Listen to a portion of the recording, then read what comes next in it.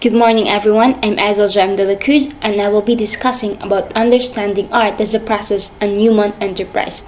Before we dig deeper to the topic, let me give you some understanding about it. And based on my perspective, we know that understanding art as a process because we believe that art is always a process. It's not made overnight. It is made with love, with intellectual, with concepts and plans. That's why I do believe that art has always been a process and will always be. And when we say human enterprise, it is something that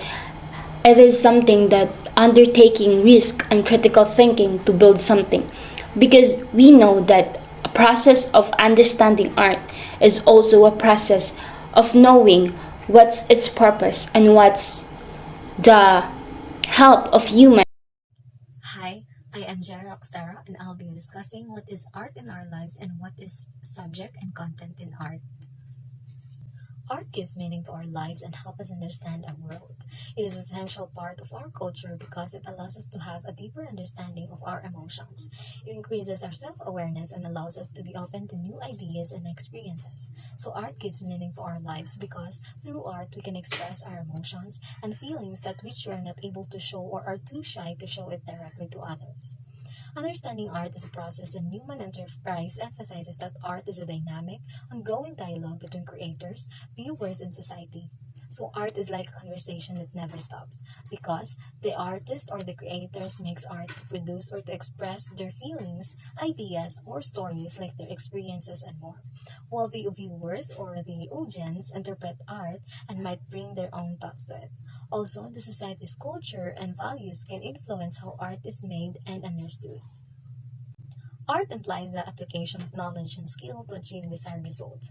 An art may be defined as the personalized application of general theoretical principles to achieve the best possible result. So it means or suggests that art involves a deliberate and a thoughtful process. It means that art is a creative process where artists take established principles, adapt them in their own unique way, and aim for an exceptional results. Practical knowledge. Every art requires practical knowledge, therefore, learning of theory is not sufficient. So, practical knowledge refers to the artist's understanding of the technical aspects of their chosen medium, such as the knowledge of brushwork and color mixing for a painter, while for a photographer is the understanding of the camera settings. Personal skill. Although the theoretical base may be the same for every artist, each one has his own style and approach toward his jobs. So, personal skill refers to, or it is the ability of the artist to translate their creative vision into tangible works of art. Creativity. Every artist has an element of creativity in line. Perfection through practice. Practice makes a man perfect.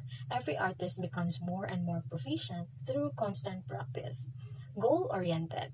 Every art is result oriented as it seeks to achieve concrete results. To summarize it, these concepts are intertwined in the practice of art. Artists apply practical knowledge and personal skills creatively to achieve a specific desired result or to achieve an artistic goals, whether it's painting, a music, or a sculpture or other forms of art. Now let's go to subject and content in art. What is subject in art? It refers to the visual focus on the image that may be extracted from examining the artwork. So subject in art refers to the main theme, object, idea, or focal point that the artist has chosen to depict or explore on their artwork. Example, in a portrait painting. So the subject in a portrait painting is often a specific person. Another example of that is the landscape painting. So a landscape painting, the subject is typically a natural scene, such as the mountains, the forest, or the seascapes. Now, content in art. Content in art refers to the meaning that is communicated by the artist or artwork. So, content in art refers to the ideas, concepts, emotions, messages, or the stories that the artwork conveys or explores. Since our lesson 1 is about subject and content in art, I will discuss the two types of subject, which is representational art and the non-representational art. When we say representational art, these types of art have subjects that refers to objects or events occurring in the real world. Often it is also termed figurative art because, as the name suggests, the figures depicted are easy to make out. When we say representational art, it is a art which represents or symbolizes something. One of the specific example of this is the Allegory of Cave of Plato. We all know that the Allegory of Cave is just a painting which represents and symbolizes about life, about freedom, that on how we look at life, on how we seize on life. When we see the painting, it is just a simple painting which is a painting of cave and a prisoner. However, if we look at it and dig deeper to its meaning, it represents and symbolizes about freedom, about how we look at in the world and how we see the world. Because that art is a kind of subject which represents something, which symbolizes something. So the second types of subject is non-representational art. This does not make a reference to the real world, whether it is a person, place, thing, or even a particular event. It is stripped down to the visual elements such as shapes, lines, colors that are employed to translate particular feeling, emotion, and even concept. The beauty of non-representational work is that it is up to us to give it meaning through our own interpretation.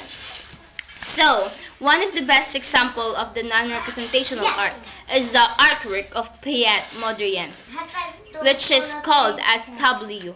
It is a flat, it is often canvas filled with rectangulars painted in a primarily colors separated by thick, amazingly straight black lines on the surface. It has no rhyme or reason, but it is captivating and inspiring nonetheless.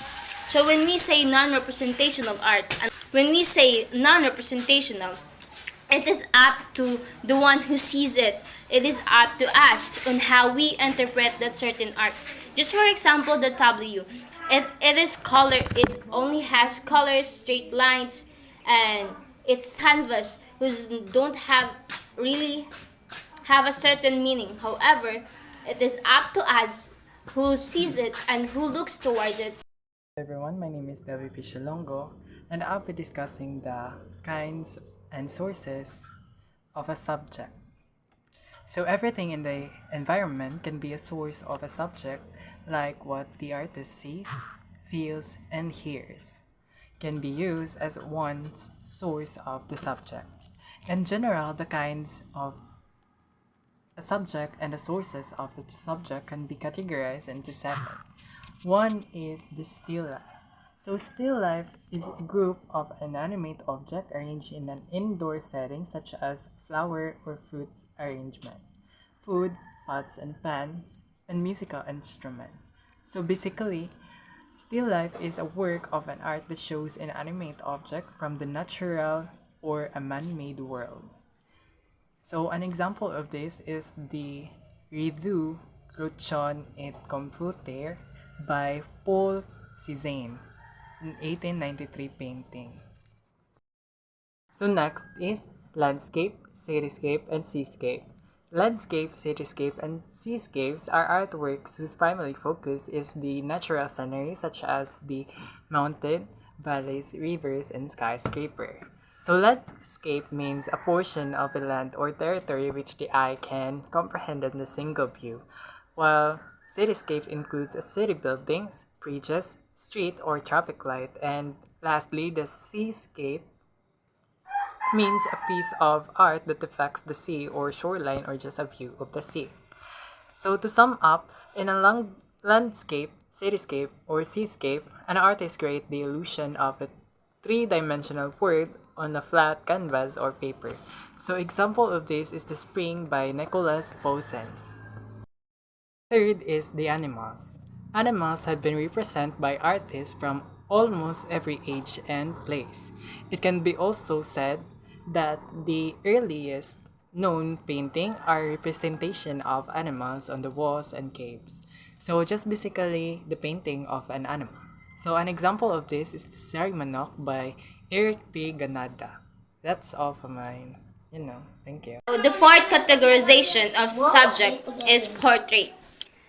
Is a realistic likeness of a person, whether in sculpture, painting, drawings, or print. It needs not to be photographic in likeness, but a selective process of highlighting and de-emphasizing certain features.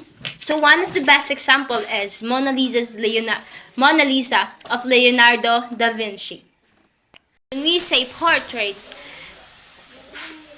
it is a painting or photograph, sculpture, or other artistic representation of a person, in which the face of its expressions are predominant.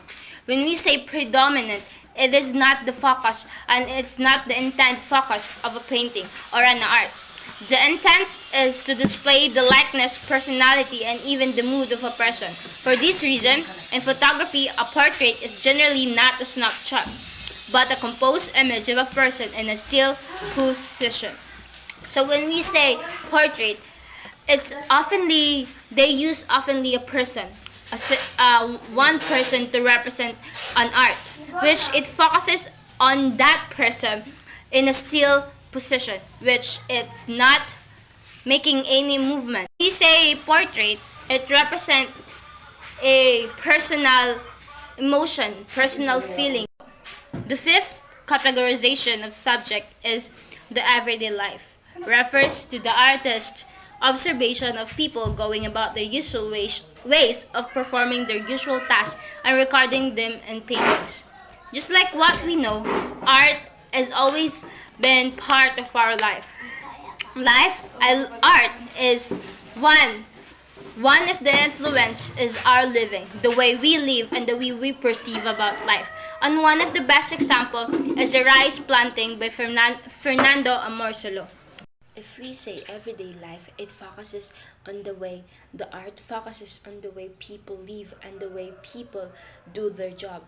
Because the intent of the everyday life is to capture or to paint what people do for living, what people usually do for their everyday life, because it is an art which its intent purpose is to have the perspective about what life and what they do for living. So the sixth categorization of subject is history. We all know that history has been part of the way we create art. Let's focus history as a subject. So, if we say that history is a subject, just like what Juan Luna painted, this foliarium, it represents the happenings of the past. Its features, its purpose is to recreate or to remember what happened to the past. Because it represents that the history as a subject, it means that the subject we did and the subject we will going to use or that are used is about the history, about what happened and what did happen from the past. Figurative art features the human figure, the form of the body, its structure and flexibility, nude or clothed. Is the chief of subject of artists aiming for figurative art. Figurative art refers to a style or approach in which a subject matter of a work of art is based on real-world objects, people, or scene and is recognizable as such. Figurative art represents things in a way that retains their clear, identifiable form as opposed to abstract art, which often distorts or simplifies subject into non-representational forms. There are kinds of figurative art, namely realism, naturalism, impressionism, and lastly expressionism. That's all. Hello everyone, I'm Saros Jacob Villamor and I'll be the one discussing content in art. Why was the artwork is created in the first place? When the question is asked, we are after the meaning or messages that is expressed or communicated by the artwork. The reason why artwork may be created is personal expression. That is the common reason why we create an painting or artwork. Many artists create artwork as a means of personal expressions. They use their creative talents to convey their thoughts, emotions, and experiences, often resulting in deeply personal and introspective pieces. Artwork has three meanings. which is factual meaning, conventional meaning, and subjective meaning. Factual meaning pertains the most rudimentary level meaning for it may be extracted. It means bitaw kanang rudimentary means basic or simple. Simple to recognize, simple to understand. Mo nang factual meaning kung sayon ra sabton ang isa ka artwork or understandable ra kayo siya bahin sa iyang porma. Second is conventional meaning, pertains to the acknowledged interpretation of the artwork. It means that kung giunsa nimo pag-interpret, kung giunsa nimo pagsabot ang isa ka painting based sa symbols or signs nga naa sa artwork. Lastly is subjective meaning. Subjective meaning is kanang